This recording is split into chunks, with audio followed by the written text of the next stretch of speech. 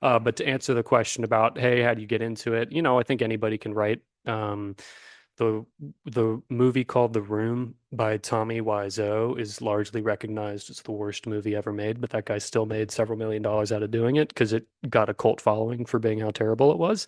And his advice to, anybody asks him, how the heck do you even start and get motivated by that? You just got to start writing. You got to start writing that screenplay. You got to start writing that book. Welcome to the Small Business Safari, where I help guide you to avoid those traps, pitfalls, and dangers that lurk when navigating the wild world of small business ownership. I'll share those gold nuggets of information and invite guests to help accelerate your ascent to that mountaintop of success. It's a jungle out there, and I want to help you traverse through the levels of owning your own business that can get you bogged down and distract you from hitting your own personal and professional goals. So strap in, adventure team, and let's take a ride through the safari and get you to the mountaintop.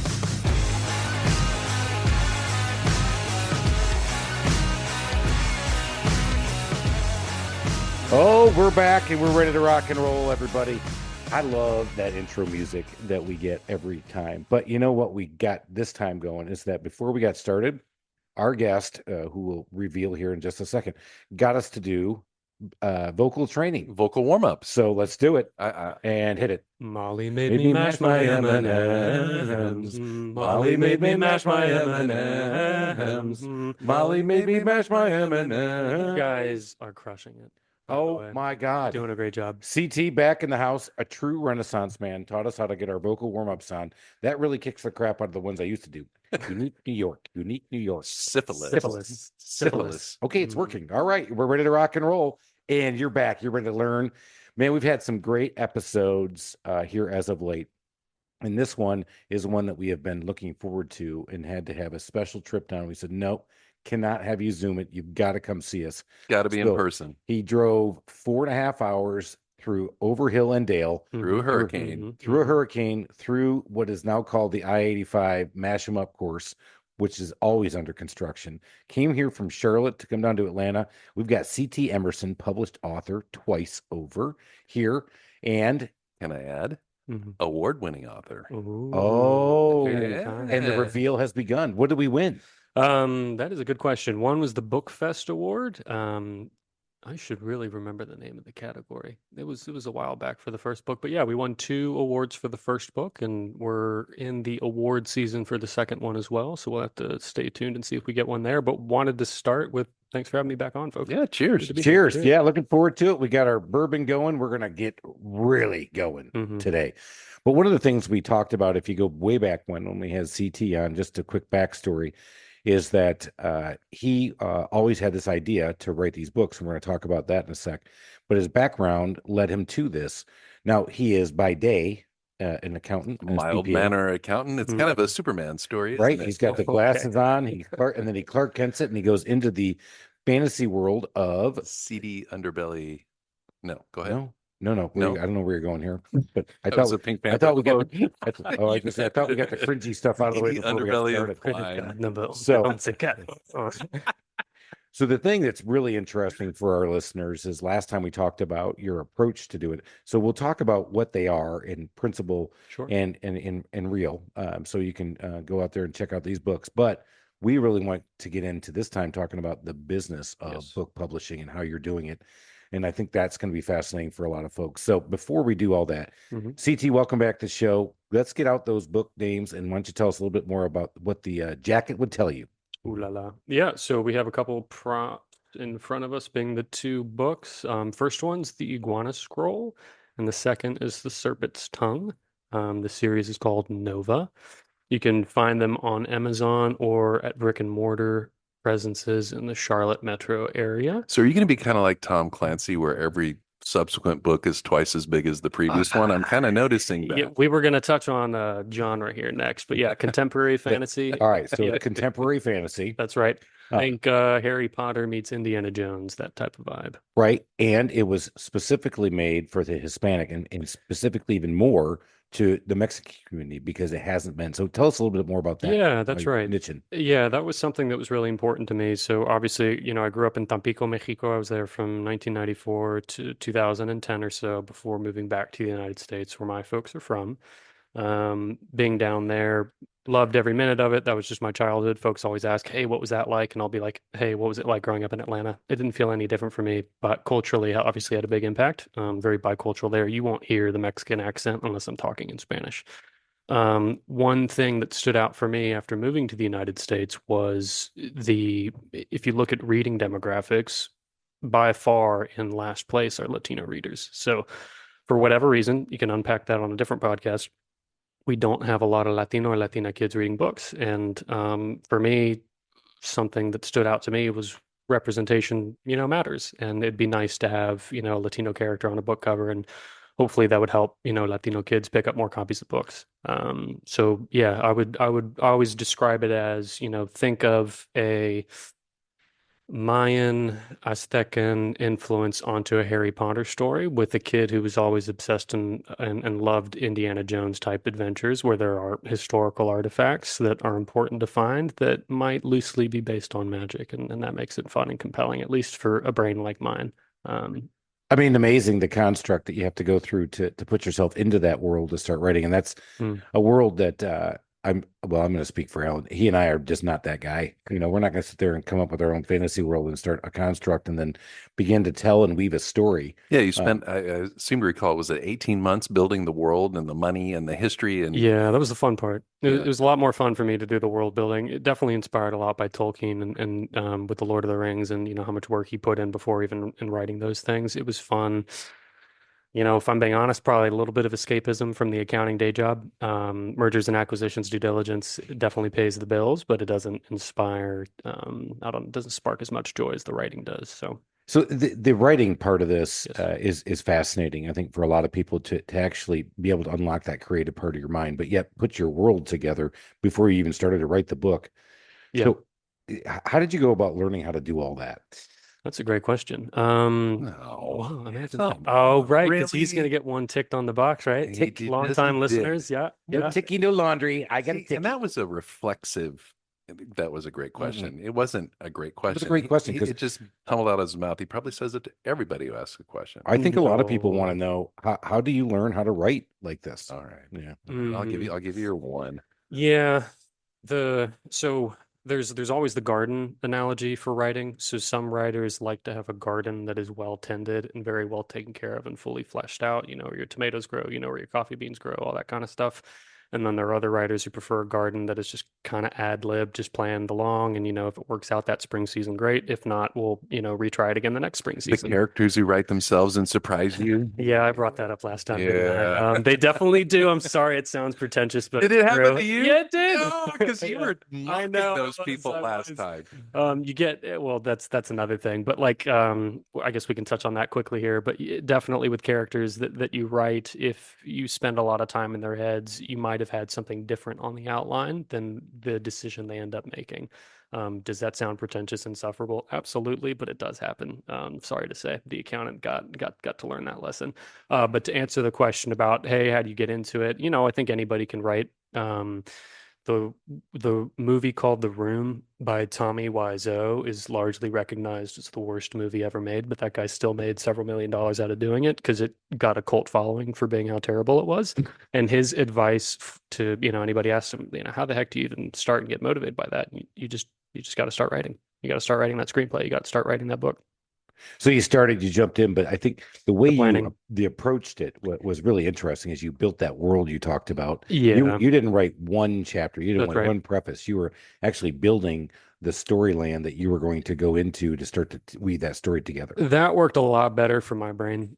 Some authors I think can jive really well with just, hey, I'm gonna write something and see where it goes. That was never gonna work for me. I wanted to have it more fully planned out, especially since I was targeting kind of the self-publishing market instead of the traditional, well, excuse me, the traditional market where you try and tag yourself to a literary agent, you try and tag yourself to a publishing house and that kind of stuff. There's no right or wrong way to do it, but I felt like in today's day and age, I'd rather set myself up with my own research, my world, something I can have my own agency over, and then explore kind of the self-publishing side myself, and all of the fun that comes with that. And I'll probably get into that, Well, here we're in a definitely bit. going to get But into that, but I want to go back to the as you yeah. put your world together and your garden as your analogy that you use. I think a lot of people will understand. Hmm. As you went through there, you had some things pop up, but you knew going into this that it was going to be a trilogy at least. At least, yep. And then it morphed into is there a word for quad? Is it Quadrilogy. quadrilogy? Sure. A quadrilogic, Yeah. no. I should know the answer. Maybe a Smash my series. head, That's yeah. yeah. There, we're All gonna right. go with that. So you are continuing Yeah, that. So you kind of knew where this was going to go. You kind of absolutely. had a plan for how you were going to get there.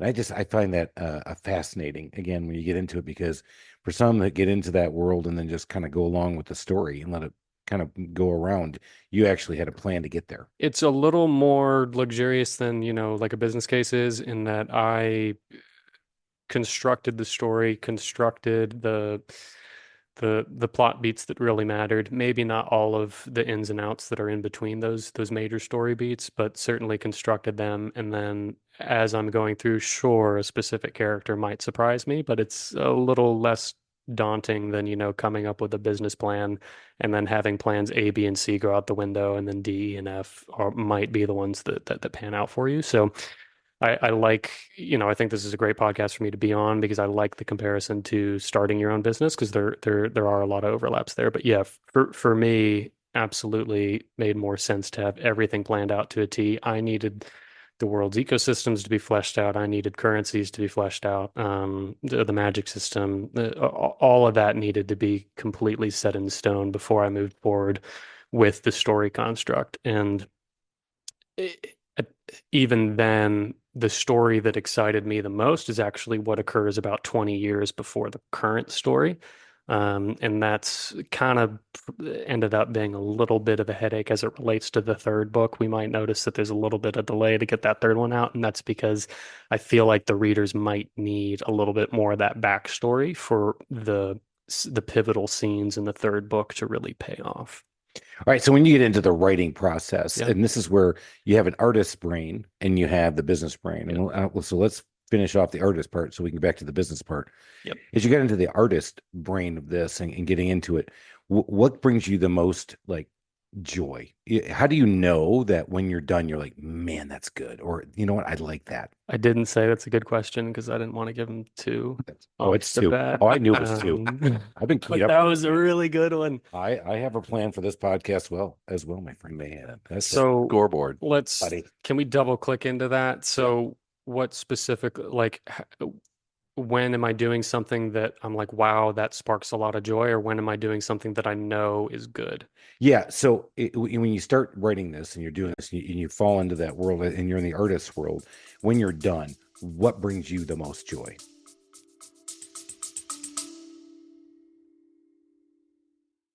Do you have what it takes to start your own business? Are you tired of the 9-to-5 corporate job and ready to make that leap into entrepreneurship? You need to check out From the Zoo to the Wild, the book by successful entrepreneur Chris Lalomia. This book is a unique perspective on the journey into the wild world of home services and delivering excellence in service while working in customers' homes. Lalomia shares his path to success in this industry, including proven customer relationship strategies, award-winning customer experience processes, and a unique approach to training a team of service technicians to perform at the highest levels. Whether you're a small business trying to scale or a franchise operation, From the Zoo to the Wild will give you the mindset, habits, leadership style, and customer-oriented processes to succeed as a small business owner in the world of home services. So if you're ready to take control of your future, get a copy of From the Zoo to the Wild today, available on Amazon.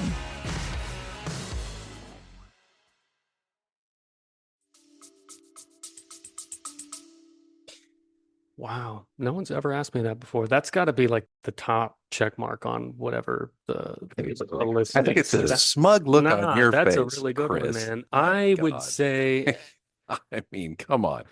Kids got it. Bumble it. Kids still got it. Back into a good question. Right. But no, take another sip. But I think it's interesting. No, it isn't. Yeah, like what I'll say is the writing process is a little, it's really difficult. At least when you're starting a business or if you start a workout plan or something like that, you will see tangible results.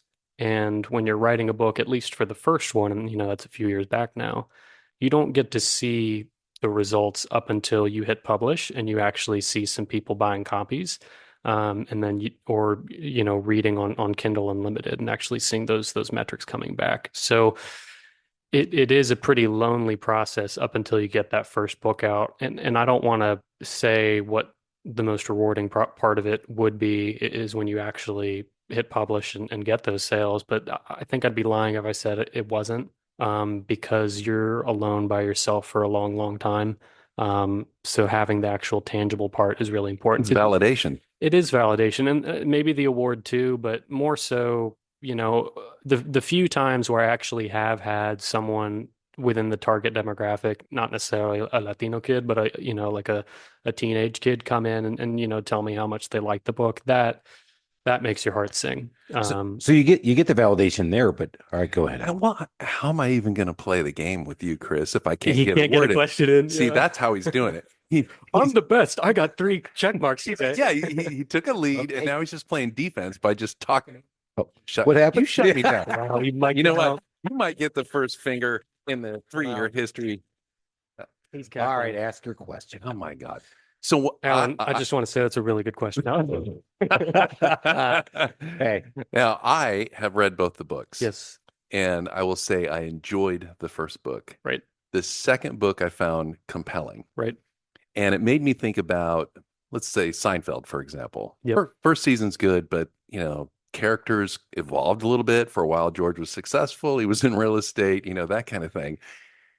And I'm just wondering, was there a parallel there where all of a sudden you just found this freedom and you suddenly fleshed out who these people were, and did the writing then just flow as a result? Because it felt like it did. Well, one, I'm always going to take that. That's really great to hear. I just got compared to Seinfeld, by the way, so we know we're doing something. Parks and Rec, same thing. That was definitely a pull. I liked how you tied it back to Seinfeld. That was great. Yeah, that was good. All right, I love Seinfeld. George Costanza as well. Yeah, so I wouldn't say I necessarily felt my own writing getting better. What I will say is that I do prescribe to Malcolm Gladwell's 10,000-hour rule. To become a master at anything, you got to put in the time, you got to put in the reps. That's true for M&A due diligence. That's true for writing books. That's true for running a business. That's true for dealing with headaches in business, people in business, and really anything. So while it might not have felt any different from my end, I'm thinking the writing is just as good when doing the first one versus the second or the third. It inevitably will be getting better and better and better. And not just from like a literal prose perspective, but also from being a more responsible steward of my characters' arcs and payoffs. So, for instance, in the second book, something that worked a lot better for a lot of readers was just how powerful Emma was and her agency and her kind of badass moment at, don't want to spoil anything or anything like that. I liked how you built the Wasn't climax. it fun? Yeah, it was good. I mean, it all of a sudden became a real page turner. Right. Yeah. You're going back and forth and you're like, holy smokes, I don't know which beat I want to be on more because both of them are really paying off right now. And, Oliver was the center of attention in the first one, and Lance had a little moment at the end, but Emma could have felt a little tertiary at that point. I, as the author, know 100% where everything's going, and am confident with the overall arcs and where we're going to end and what all the twists and turns are going to be. But for the reader to actually experience that in the second one, I think was special. So the other follow-up to that is now you have 2 books. You've got almost 1,000 pages down there. Yeah, more than that. There are a lot of characters in these books, and there's a lot of detail. How are you making sure that you're keeping the continuity? You're making sure that somebody isn't just a one and done and then they disappeared, or some sort of within your realm, the historical discrepancies. I mean, how are you? Do you have like some giant beautiful mind wall that you're just writing some flow chart on? Pretty much. It's not a real wall. I'm an accountant. I do M&A diligence. I've said that a few times now. I'd like to do the writing full time, and eventually we'll hopefully transition into that.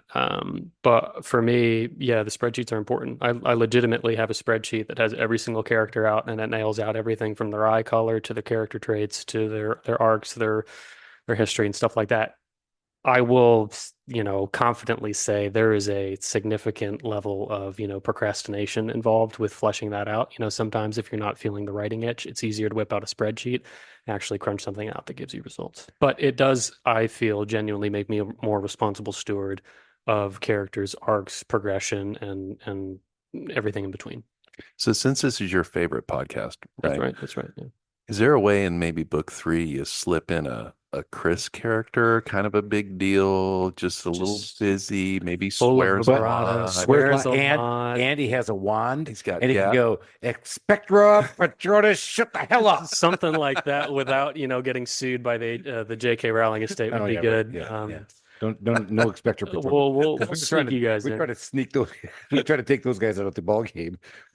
Oh, I saw a clip of that. That was really funny. Yeah. You were in fine form, I would say. Yep. Oh yeah, we were having a lot of fun, and that wasn't even bourbon induced. That was just regular old. Just those giant $20 beers you get at Truist Park. That's right. Either that or Percocet or celery. I was starting to wean off the guys. Percocet. I was working the meth because it's a lot cheaper, but that's a different story. Maybe that's why he's going to Belize. Out of the cucumbers, yeah. What was the Celery. Celery. Yeah. I always remembered celery was, and so context stories, because I don't want to make an inside joke, but here in Atlanta or in Georgia, the Georgia's farmer market had a huge meth bust, and it was taking out the celery farmers. And so I was like, because they hid the meth under a truckload of celery. Right. Yeah. So I'm sitting there thinking to myself, like, remember ants on a log? The peanut butter with the raisins on top. I was like, think about that. You had ants on a log, or you could have meth on a log. Or you get a Percocet on a log. Percocet on a log. Yeah. But here's the thing. So the follow-up on the news report was, and what they didn't realize was the impact to true celery farmers, and that it's really impacting their ability to make a living. I was like, oh, nice tie. Great. Oh, so now you're saying meth is taking out celery farmers. I'm like, I think that happened a long time ago.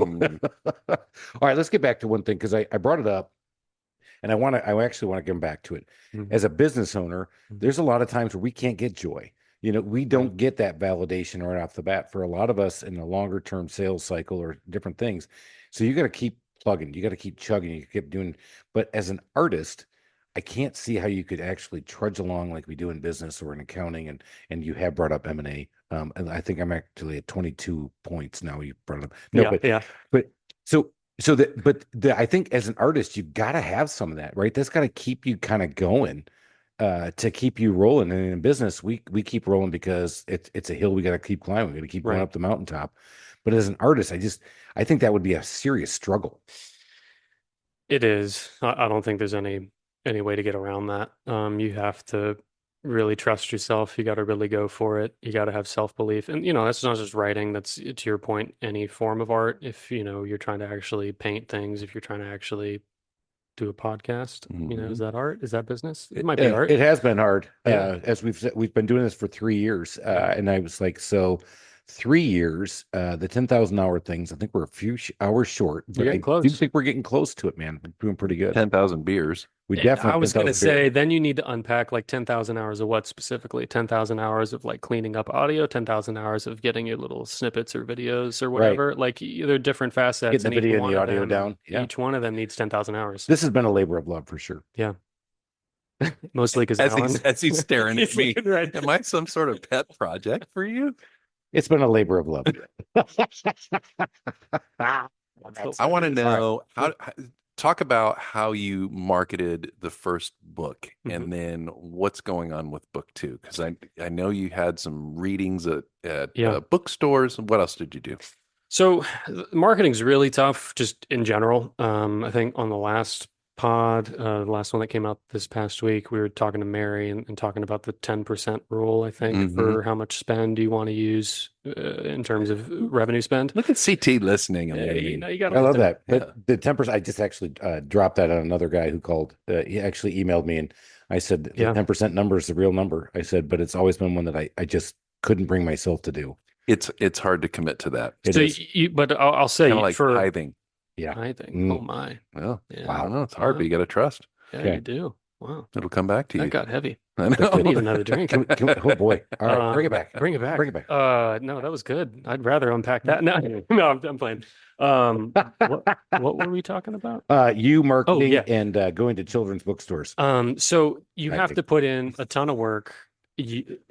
So from like a short-term reward perspective, you can see short-term results by putting in a ton of hours in brick and mortar presence. But if you want to make money long-term for writing, you need to have a presence on Amazon.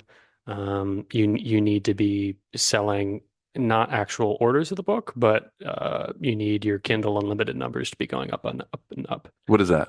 So Kindle Unlimited, if you subscribe to Amazon Prime, it's an additional subscription package that you'll get into, just a couple bucks more type of thing, where you can read pretty much any amount of books that you want that are on the Kindle store. We can get into how that might have negative consequences in terms of content wars. It does incentivize, hey, just content is good. It doesn't matter. The quality kind of doesn't matter as much as the content. If everything's unlimited, everyone's reading everything. But that's probably another conversation for another day. All that meaning to say is it's tempting to give in to, hey, I feel great when I do the local stuff, the brick and mortar stuff, because I can see, hey, I immediately got 25 sales out of that, or I got 50 sales out of that, or whatever. Or I got to film a little video and got to post it online and got some likes on Instagram, and that felt nice, But that's only going to work if you can thereafter get a lucky break with one person in the audience, being related to somebody that is a pusher in terms of, viewers and stuff like that. Malcolm Gladwell, a maven. You're looking for the maven. Yeah, but that's kind of like banking on a miracle. Whereas if you try and take a responsible approach to ads on, and for me, I do Facebook and Instagram the most. So that's where all of my content goes through.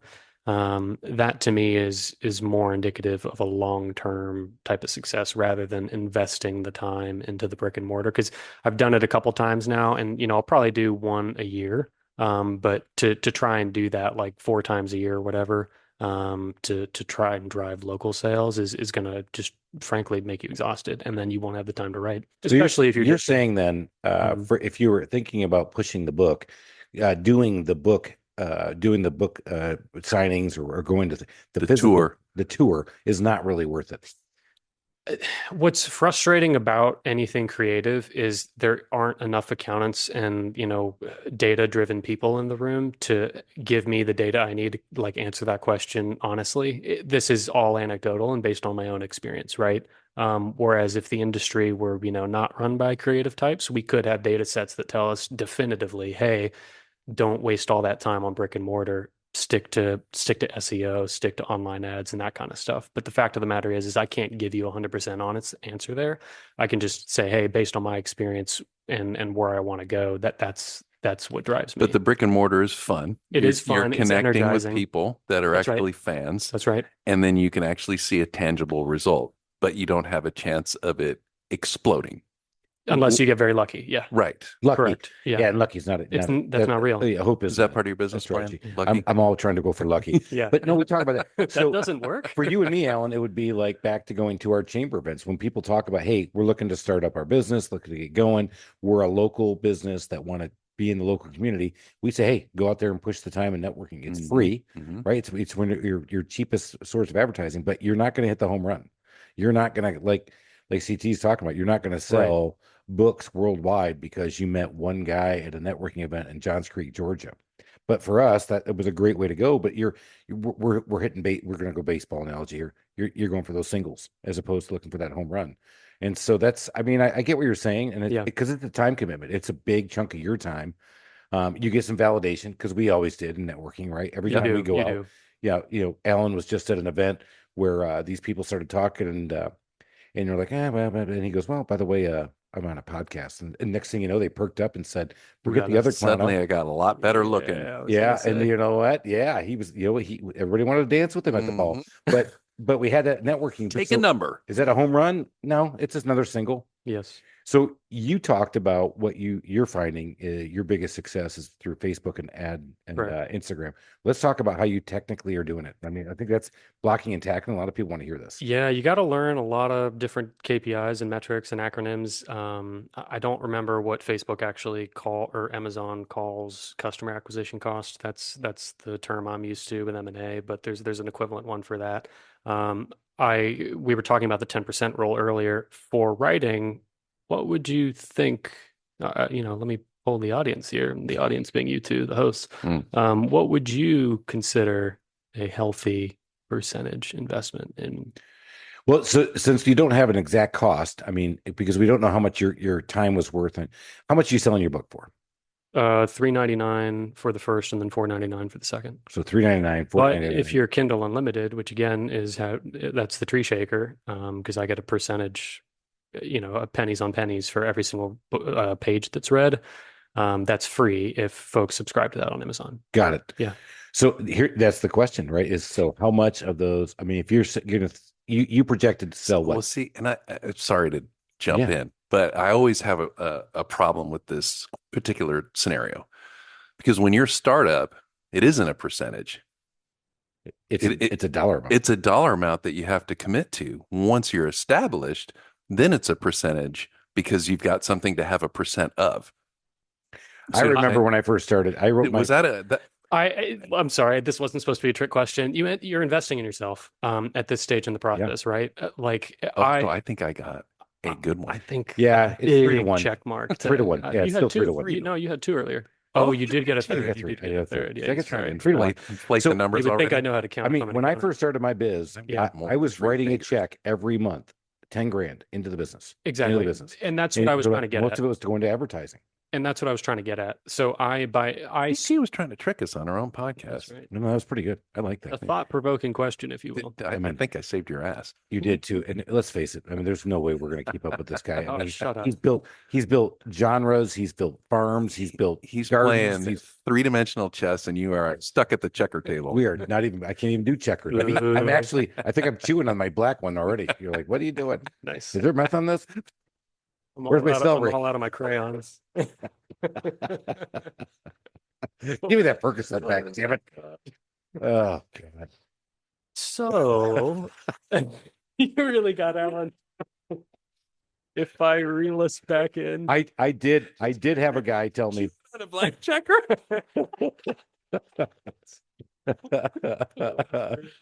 I did have a guy tell us. I'm a professional. We're top 5%. I didn't lose my stuff. I do have a longtime listener who said, I can always tell when you guys either think you made yourself a funny or you guys absolutely lost your shit. And this is absolutely lost your shit. A little bit of both. No doubt about that one.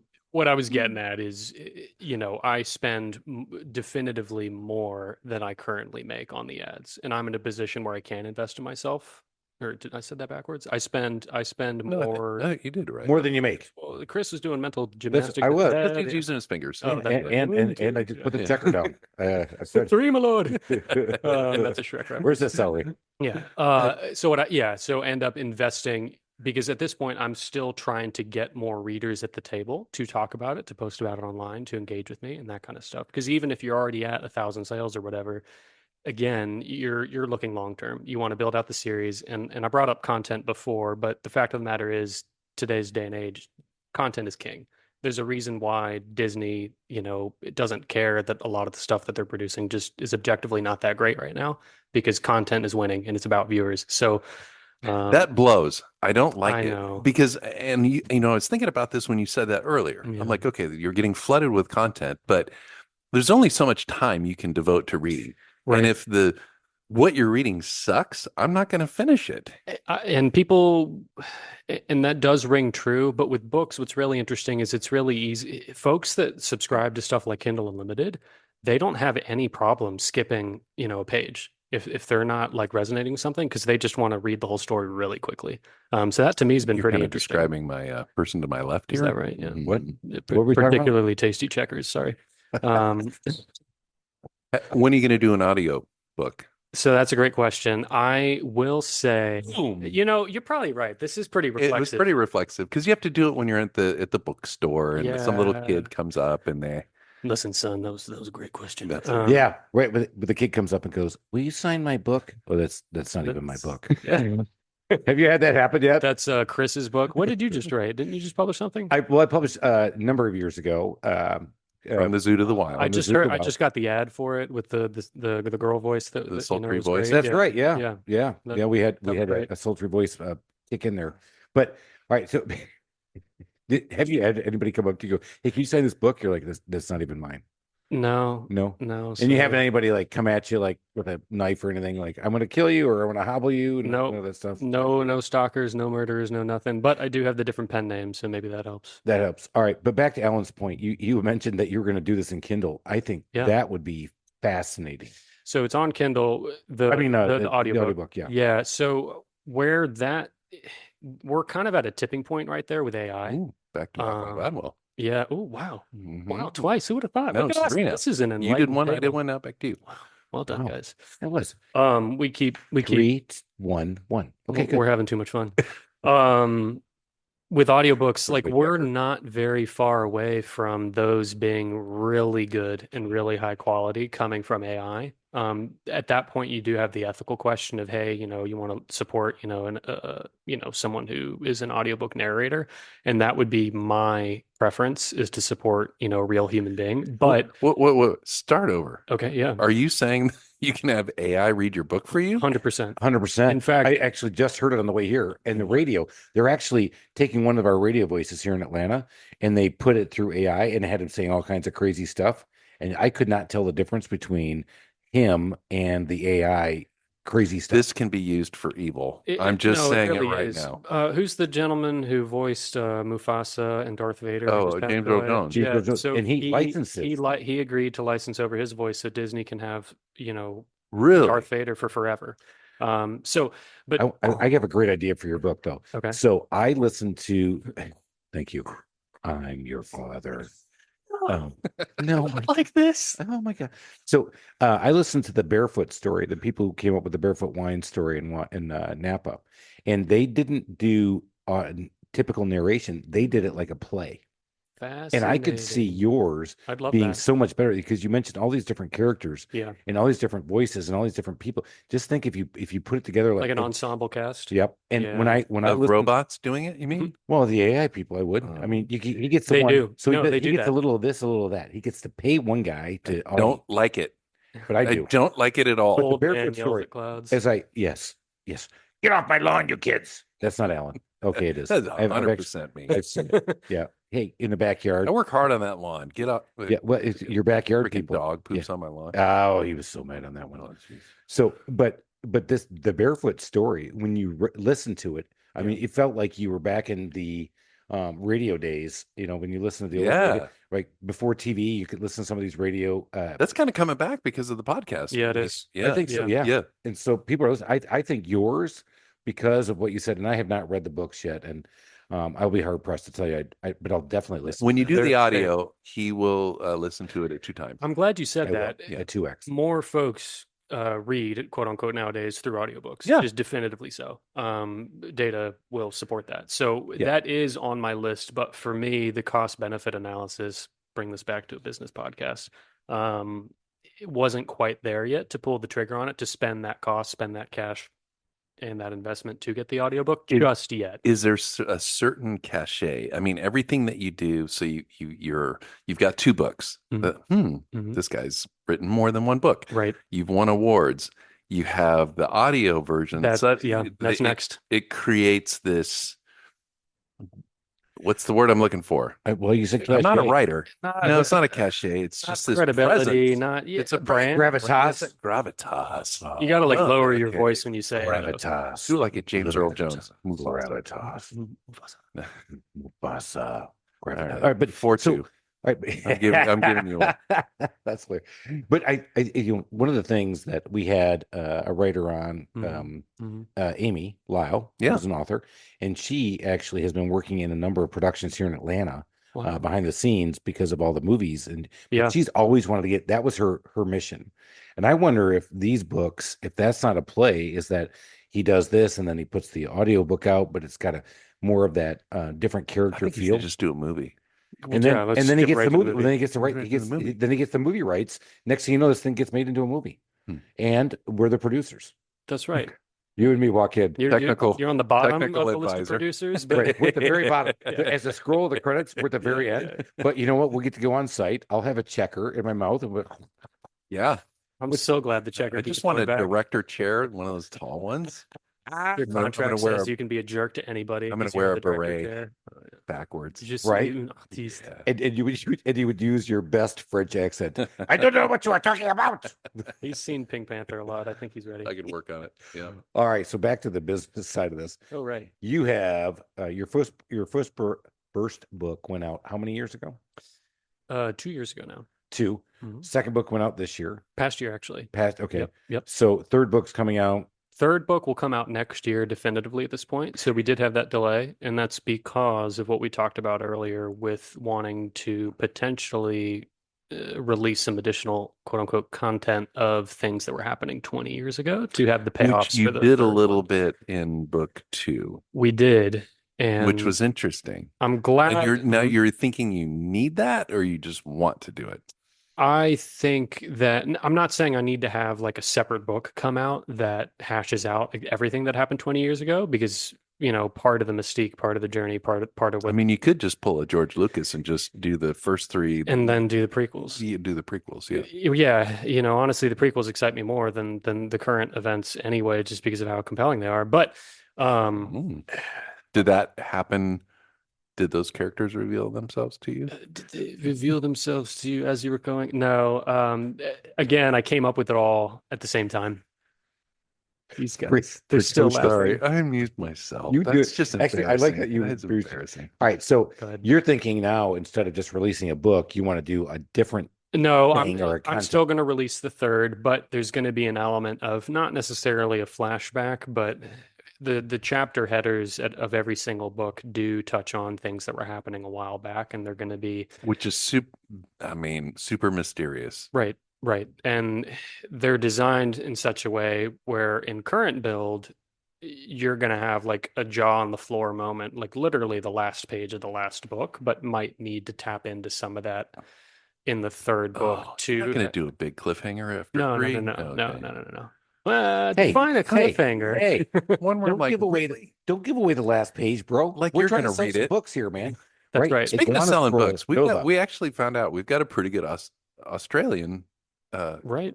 listenership. We do. Mm-hmm. That's incredible. And I have a son in Europe, and Amazon doesn't work the same over there. So Right. how does somebody in Australia or Canada or whatever buy your book? Amazon, I think, is a far-reaching empire.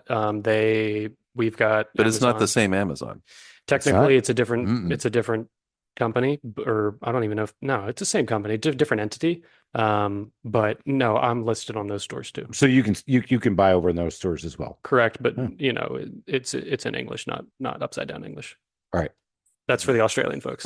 The Indeed. nice, the hemisphere. Iguana Scroll Nova. That's right. And the second book is called So it's the Nova series. First one is the Iguana Scroll. The second one is the Serpent's Tongue. Beautiful. Love it. You guys, if you don't want to listen to this stuff because you don't have time because you're a business owner, you don't feel like you want to do that, give it to your kids, man. Get your kids out there listening, doing that stuff. That's I mean, right. I think I know that my son is going to enjoy reading those because he loves that stuff, and he's the one who wants to be a lawyer like somebody else's brother maybe in the room is. Right. Can't stop him. I know they're bad, but anyway, he's going to do it. So, but he's going to. If you have a lawyer that is loyal to you, that's a good thing. You know Wow, what? that's an oxymoron. Can a lawyer be loyal? My brother's It's a a lawyer. family. He's Yeah. family. Hey, he's still a lawyer. No, I'm kidding. I'm just pulling his leg. Anytime I can get to pull my brother's leg, I'm gonna. Yeah. Hey, I'll tell you what. Yeah. So we got a lawyer in Savannah. And now we got a pocket judge up in North Carolina. As an Italian, it's my first pocket judge. I'm so happy. This is you talk about bringing joy. This The is problem like is you have to validation. commit your crimes in North Carolina for that to Yeah. come in handy. Right. I know. Yeah. Well, I'm working on it. Okay. That's a boring state to commit crimes in.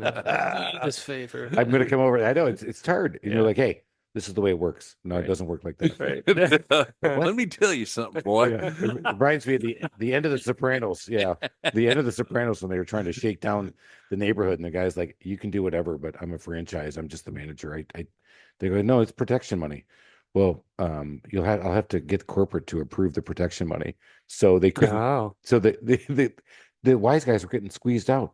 I'm like, Poor wise guys. that's what I actually was starting to feel bad. them. I was too. I know. How are they going to get their Right. bling and their money and their All right. watches? Back to Wait, making money. So, real quick, yes. is there something that we haven't asked you that we should have asked you? I don't think so. You guys are thorough. We're not thorough, but that's nice. That was good. Could we I've had work in excessive sucking. a nugget? That was not a good question then. What's the nugget? Wait, What's you the want a nugget gold thing? nugget. You want a You gold need nugget. a gold nugget. Yeah, we do need a gold nugget. Yeah. Can you define what a gold nugget should be? Yep. I think, well, you hit on this with your, let's go back to Instagram and Facebook. A lot of times people are mysteriously told, oh, it's too hard. And you pay people to do it. So you're doing it yourself. That's right. All right. But you realize that you're looking at the two people you don't want to sell your book to. So we won't see you on our Instagram feed. Right. Tell us how you've dialed your Instagram, Facebook ads to the right people. So actually, that's that. Wow, I almost said it again. No, go ahead. I stopped. No, it is a good That's question. a He's great Because this is a great, Chris, this that's a is, Is great there a question. mercy rule in our game, Yeah, Chris? yeah, tap out. I'm done. You got naked lapped. I'll give you the red checkers. You can chew on those. You can chew on there. Where are my Crayolas? Yeah, I should start taking meth. It has opened my mind. Yeah. So first book, I was doing targeted audiences where I was trying to define, hey, this is this is the specific demographic I'm going after. For the second one, I actually worked with a marketing expert and he pointed me towards open audience. And their algorithms are so high tech, so refined that it helps me dial in.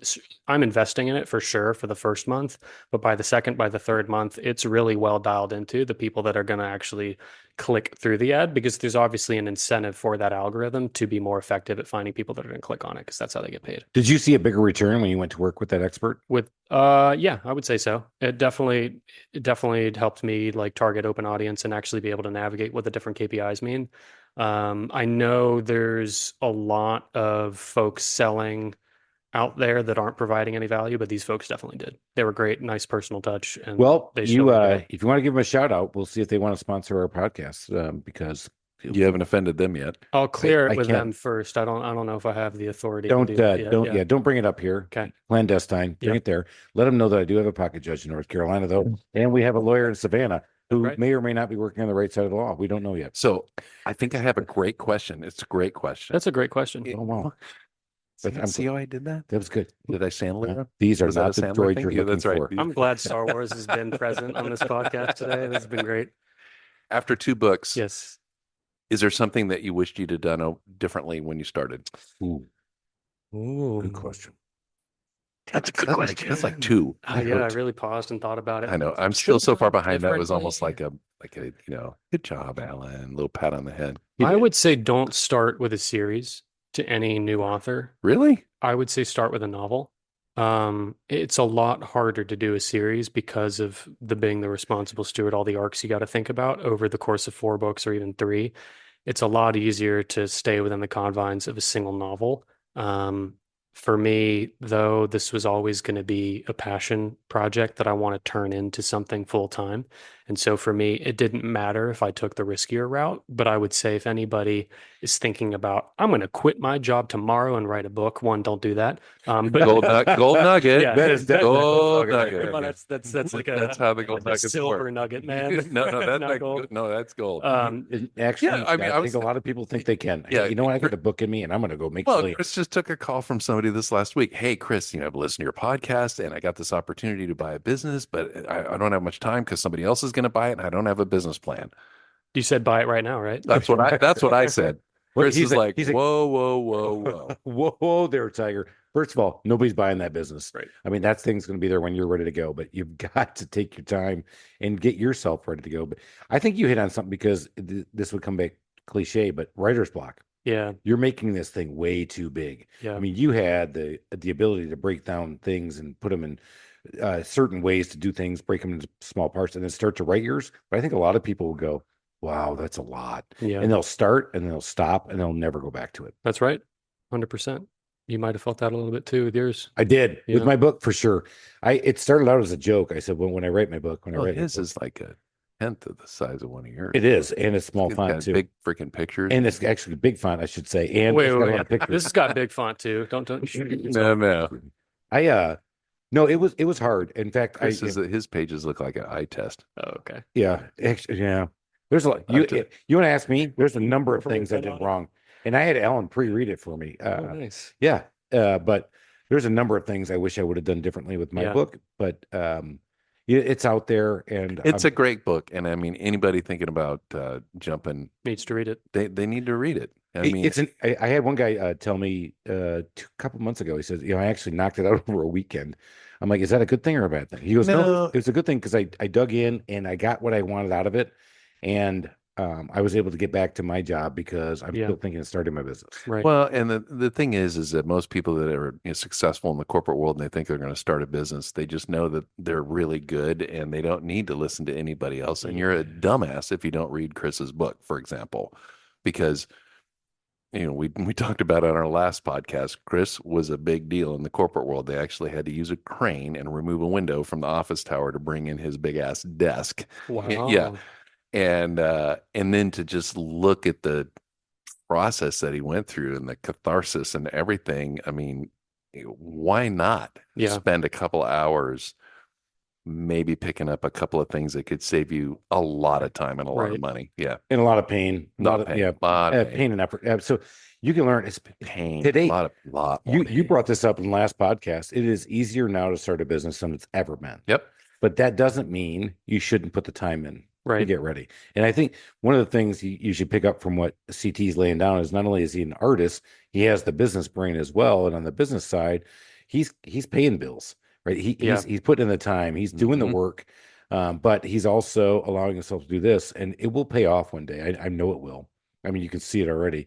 I'm looking at these big books, and in my mind's eye they're already that much bigger.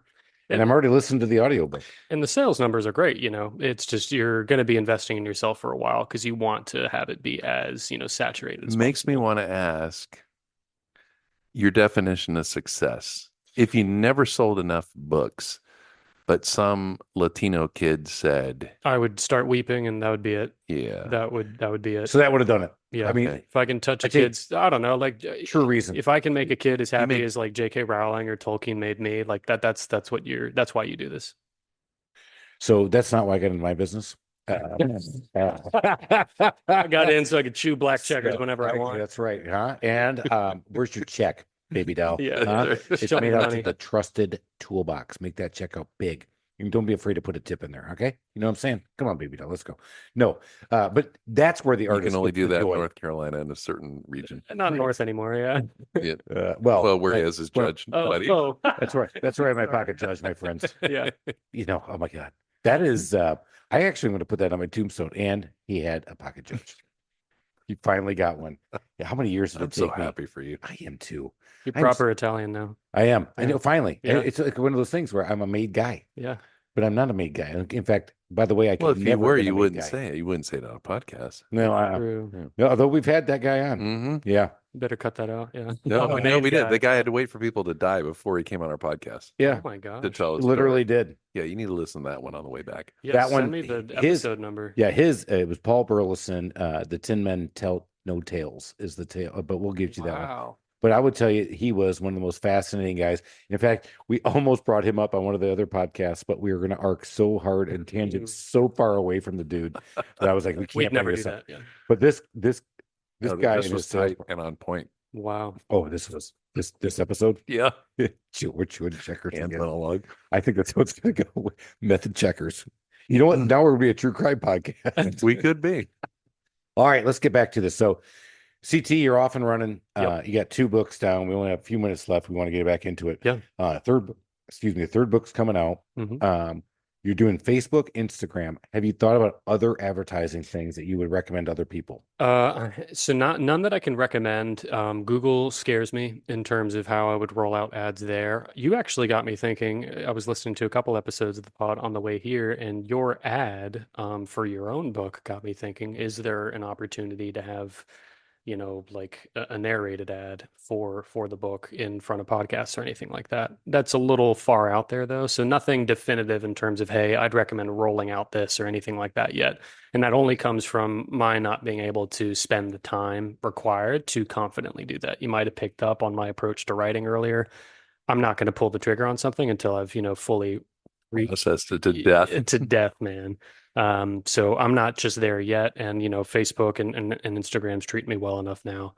In the future, will I roll out things elsewhere? For sure. But one of the things we didn't touch on earlier, and the reason why I like Facebook the most is because it interfaces directly with Amazon such that I can tie specific, very important metrics to the ad's performance towards the specific Amazon ad listing that existed. So it's called attribution, and it allows for much more refined ad making. I think that's going to be the hard part for you. I actually just texted myself a couple things we'll talk about after the podcast. But the hard part for you is going to be truly saying that dollar brought me 9 over here. Yeah. That dollar brought me 0. I think that's going to be the hardest part because it's going to be trial and error. Back to your point about the creative. And in our world, I have actually, after 16 years, this year, I've adopted the call tree, and I'm using a program now called CallRail that can tell me, because when people call up and you're like, hey, how'd you hear about us? Yeah, my neighbor told me about you. And it says right there on the thing, calling from the best picks number, which is a printed ad that I sent. Oh, I'm like, okay. Yeah. If that's what you think, great. But I don't know. So now I can go, that dollar got me 9 because that's been my rule of thumb. And that's the one I'll drop with everybody. Every dollar you spend, if you don't get 9 back, you're not making any money. People go 1 for 1. I'm making money. I'm like, no, right? Yep. Exactly. I had to explain that to somebody. I'm like, he goes, yeah, it paid for itself. I said, so you guys made 90 grand? He goes, no, I got like 15 grand in the job. I'm like, but you paid 10 right to get into that program and do what he's doing. I'm like, you probably did more than you thought because there's no way you dropped 10 grand and only got 15 out of it. That being said, when I did Valpak way back in the day, I remember dropping 10 grand with them, right? And their stupid tracking number, 10 grand, 3 grand a month for 3 months in a row. So that's 9 grand. Again, back to chewing checkers. But I had literally 9 calls, 6 converted. Those are expensive. And I brought in a grand total of $2,500. That hurts. That one was stinging hard. Stings. And what did the Valpak guy tell me? Well, they're calling from different numbers now. Oh, that was just an awareness factor. I'm like, yeah, nice try, big guy. Yeah, no, P&L does not check out. Yeah, and I think, we had the Temple of Ted on in the very, very, very, very beginning. Oh man, we need to get Ted back. he's being very elusive. He's being elusive he's like Yoda. Then on the what planet is Yoda on? I think he might be in that fantasy. Dagobah, you filthy casual. Are you kidding me? Oh my God. No, it's more of a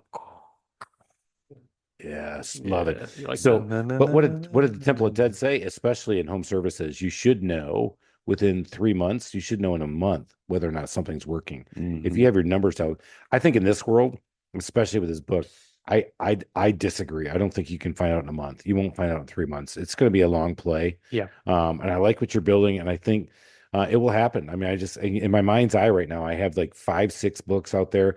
I got a screenplay over here going on. Hell yeah. I think it's getting all turned a on. movie. I love the movie. I love us in the director chairs. Well, I'm expecting, because of this podcast, you're going to see a spike in Australian sales. I think we will. They're amazing people. I'll have to work very, very an Australian loyal character into the third or fourth You know book. what? Maybe we should put a little challenge Representation out matters. there. That's what I said at the start. Couple of right? hits on the Australian Amazon, and Charles will put in a Australian football player. That's right. I mean, I'd love Is that right? No, they play. No. Girls football player. Cricket or rugby, right? Well, Australian rules Australian football is rules big. football. Actually, I love Oh, Australia. yeah. Okay. I was Yeah. thinking football, like soccer. No. They're not big on no. the It's Australia. Socceroos. Yeah, come on. Yeah. Well, and probably. All right, we're coming to the end. Did we gotta digress again? We have Yeah, done. a little bit. CT, it's been amazing to have you on there. Iguana Scroll and Serpent's Tongue, part of the Nova series. If you think that's not for you, cool, man. All right, not for you. All right, you're not going to get into the fantasy stuff. But I'll tell you what, recommend it to somebody else because this guy's got a great business mind. Certainly, you have kids or you have friends with That's kids. right. And I would say, like I said, my kid, who's now 23, loves this stuff. Yeah. If I could only get him to love football as much as he does this stuff. Yeah, may not but happen. No, but it's all right. I got a daughter. And by There's the still way, hope.